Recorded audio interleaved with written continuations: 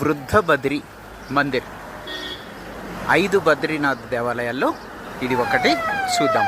బద్రికి వెళ్ళే దారిలో ఇక్కడ వ్యవసాయం చూడండి. బీన్స్, చిక్కుడు, గోరు చిక్కుడు ఇటువంటివన్నీ పండిస్తూ ఉన్నారు.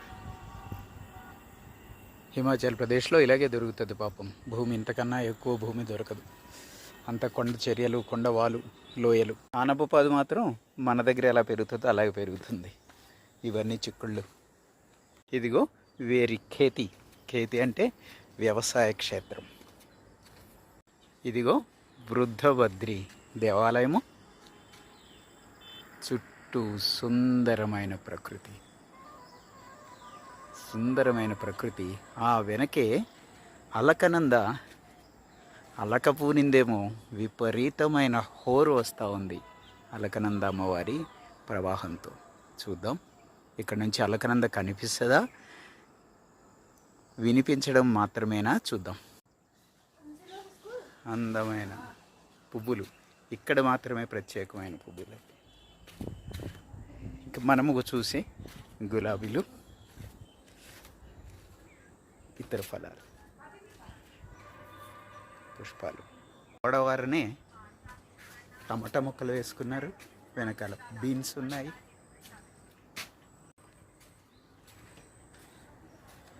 వృద్ధ బద్రి దగ్గర నుంచి పైకి చూస్తుంటే పైన ప్రయాణం, వాహనాలు, కింద అలకనంద ఉండాలి కానీ కనిపించడం లేదు. హోరు మాత్రం వినిపిస్తూ ఉంది. వృద్ధ బద్రి వచ్చేసాం. వృద్ధ బద్రీశ్వరు దగ్గరికి. ఈ మందిరం యొక్క విశేషాలు కొన్ని చూద్దాం. శ్రీ వృద్ధ బద్రీ మందిర్ అనిమట్. ఇక్కడ వృద్ధ బద్రి, ఇక్కడ ఈ చక్కని ప్రకృతిలో విష్ణుమూర్తి కోసం ఒకసారి తపస్సు చేయాలని నారద మహర్షి తలపోస్తాడు. ఆయన తపస్సు చేస్తాడు. ఆ తపస్సుకి మెచ్చిన విష్ణుమూర్తి ఒక వృద్ధ బ్రాహ్మణుడి రూపంలో ఇక్కడికి వస్తాడు. వచ్చి నారదుడికి ప్రత్యక్షమవుతాడు వృద్ధ బ్రాహ్మణుడి రూపంలో.